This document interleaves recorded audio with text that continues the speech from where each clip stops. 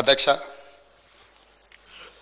మనందరికీ దాదాపు ఈ సభలో ఉన్న చాలామంది సభ్యులకు, ముఖ్యంగా హైదరాబాద్ నగరంలో నివసించిన వాళ్లకు, చదువుకున్న వాళ్లకు, చిన్న వయసు నుంచే మాగంటి గోపీనాథ్ గారు మిత్రుడు. 1963లో జన్మించిన మాగంటి గోపీనాథ్ గారు విద్యార్థి రాజకీయాలలో చురుగ్గా ఉండడమే కాకుండా వారు 1983లో మొట్టమొదటిసారి ఎన్టీ రామారావు గారు ప్రారంభించిన తెలుగుదేశం పార్టీలో క్రియాశీలక సభ్యుడిగా చేరి ఆ పార్టీ తెలుగు యువత రాష్ట్ర అధ్యక్షుడిగా వారు దాదాపుగా 7 సంవత్సరాలు సేవలు అందించడం జరిగింది.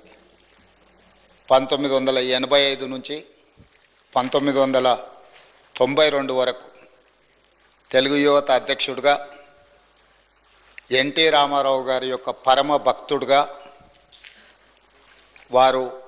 వారికి నమ్మకమైన విశ్వాసపాత్రుడైన ఒక బంటుగా ఎన్టీ రామారావు గారితోని మాగంటి గోపీనాథ్ గారికి సత్సంబంధాలు ఉండే.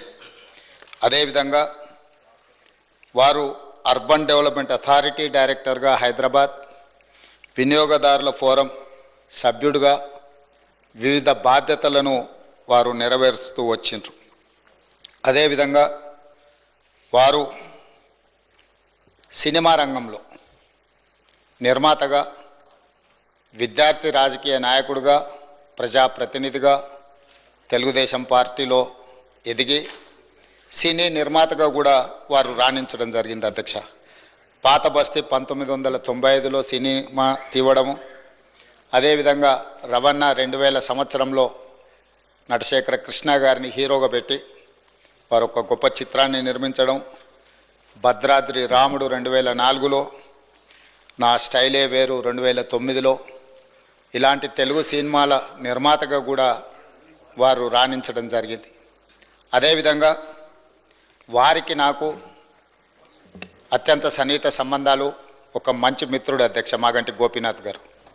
2014 సంవత్సరంలో నేను రెండవసారి శాసనసభ్యుడిగా, మాగంటి గోపీనాథ్ గారు మొట్టమొదటి శాసనసభ్యుడిగా ఈ సభలో మొట్టమొదటి తెలంగాణ రాష్ట్ర శాసనసభలో కలిసి పనిచేయడం జరిగింది.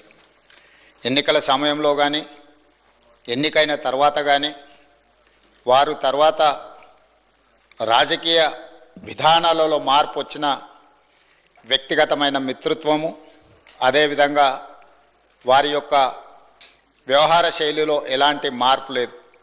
ఒక మిత్రుడిగా 2014, 2018, 2023 3 సార్లు శాసనసభ్యుడిగా ఎన్నికై హ్యాట్రిక్ సాధించిన శాసనసభ్యులలో చాలా తక్కువ మందిలో మాగంటి గోపీనాథ్ గారు ఒకరు. ఈరోజు అనుకోని పరిస్థితుల్లో వారు అకాల మరణం చెందడం ఈ సభలో ఉన్న సభ్యులకే కాదు, వారి కుటుంబానికి, జంట నగరాలలో పేదలకు వారి లేని లోటు ఈరోజు మనందరం చూస్తున్నాం.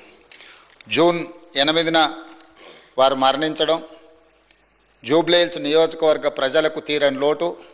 అదేవిధంగా వారి కుటుంబానికి, వారి సోదరుడు, వారి తల్లి, వారి భార్య, కుమార్తె, కుమారుడు, వాళ్ళ కుటుంబ సభ్యులకు ఒక తీరని లోటు.